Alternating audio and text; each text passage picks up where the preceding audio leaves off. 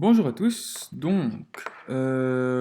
pour cette petite vidéo, on va s'intéresser à OneDrive. Donc OneDrive, c'est l'équivalent de Freebox. Donc, comme d'habitude, on va d'abord se connecter sur Office 365 avec le même chemin. Donc, c'est-à-dire qu'on met la connexion, on se connecte, on arrive sur la page du site de l'État. On va faire la petite vérification SMS comme d'habitude.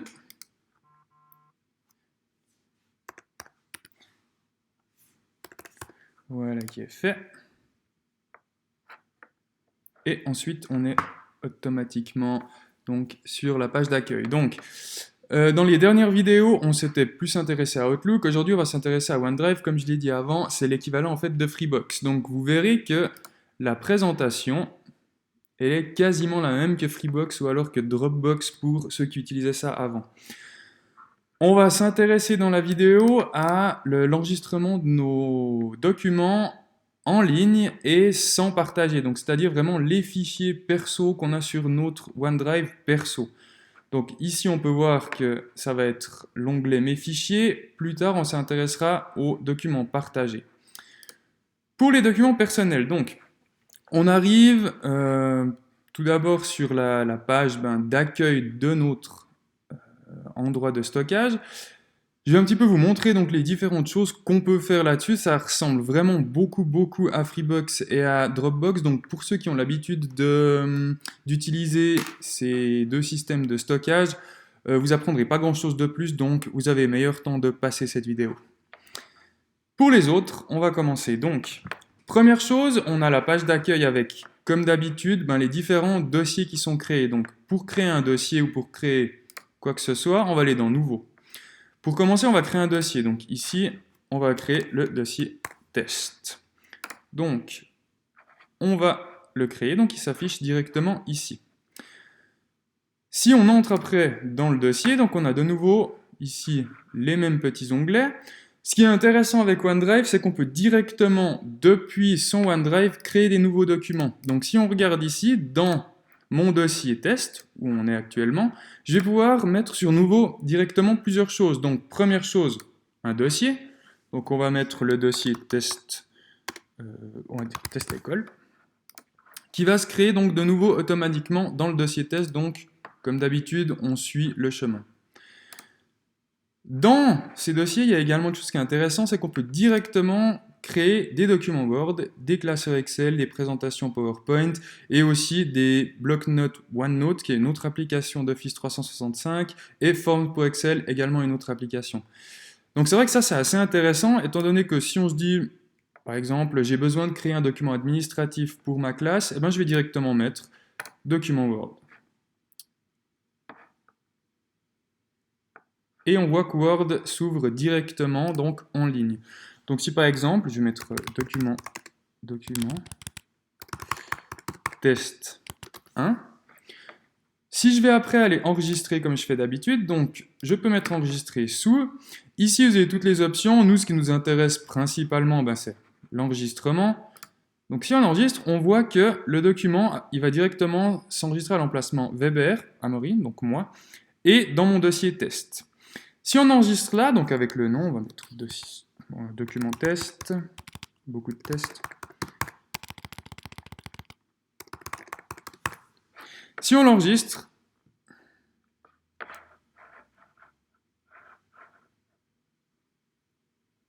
voilà.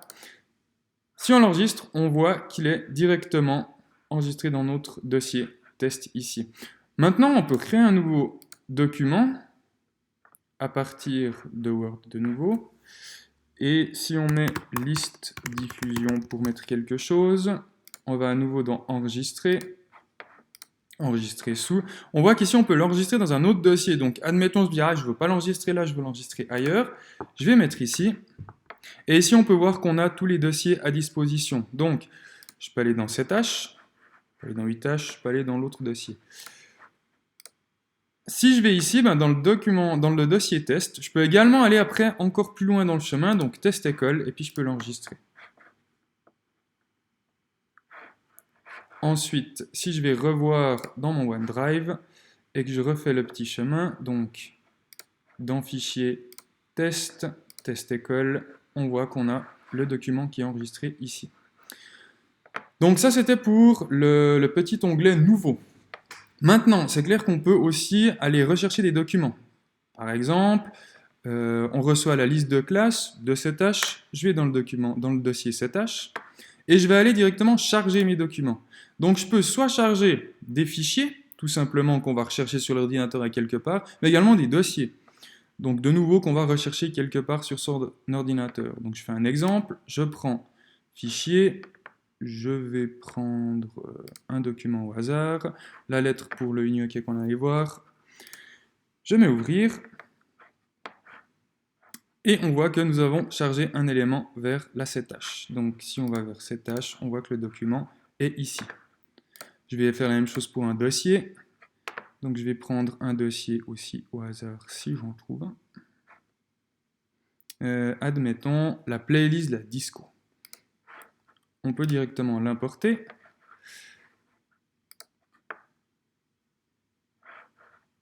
Alors on va prendre un autre parce qu'il n'a pas voulu.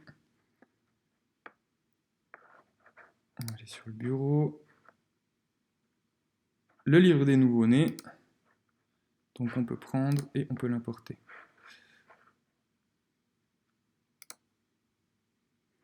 On peut voir qu'ici c'est en train d'être importé.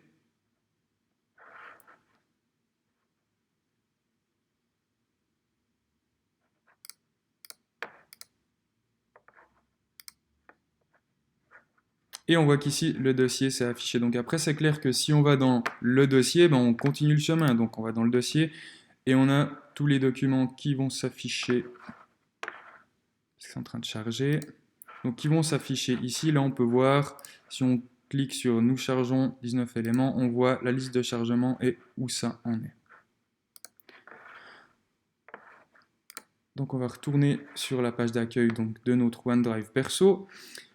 À partir du OneDrive perso, on peut également synchroniser. Donc pour synchroniser, il faut avoir l'application OneDrive directement sur son bureau. Là actuellement, je ne l'ai pas parce qu'on nous conseille de travailler en ligne, donc la synchronisation se fait automatiquement là-dessus. Pour ce qui est flux, ça c'est beaucoup moins important, on ne va pas l'utiliser dans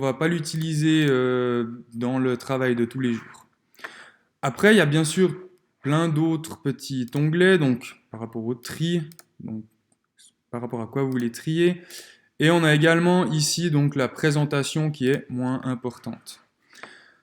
Ici, on peut également voir donc dans les onglets tout à gauche, donc là on est dans ma partie perso, on peut voir également dans récent. Donc ça veut dire qu'ici vont s'afficher tous les documents qui ont été chargés sur le site récemment, sur le OneDrive récemment. Donc on peut voir qu'il y a tous les documents que j'ai chargés avant, avec comme d'habitude, ici on a quand est-ce que ça a été chargé pour la dernière fois, en tout cas le dernier accès. Pour l'onglet partagé, comme je l'ai dit avant, on va voir ça dans une autre vidéo. C'est un petit peu plus compliqué, mais ça ressemble toujours à la Freebox. Et également ici une corbeille. Si tout à coup vous voulez supprimer des documents, vous mettez dans la corbeille. Si on prend ici au niveau des recherches, donc si je tape un document, je vais essayer de retrouver la lettre d'UniOK. Donc on peut voir qu'on la retrouve ici directement. Donc c'est un outil de recherche qui est assez rapide, ou alors je vais prendre le dossier CH, même s'il est assez facile à trouver, et j'ai ici directement CH.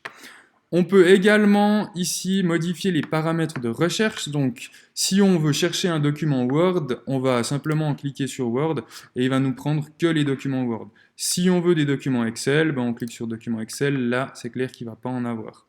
Donc là, vous avez aussi tous des paramètres pour un petit peu, affiner vos recherches. Également ici avec la date de modification. Donc on peut aussi modifier ça si un document qu'on sait qu'on a modifié hier ou aujourd'hui, c'est plus facile de rechercher grâce à ça parce que ça va nous réduire en fait le champ de recherche. On voit qu'ici les documents sont toujours en chargement. Alors c'est clair que c'est des PDF qu'on va charger en ligne, donc c'est un petit peu plus long. Donc voilà pour cette première partie de OneDrive. J'espère que c'est assez clair. N'hésitez pas à me poser des questions. À bientôt.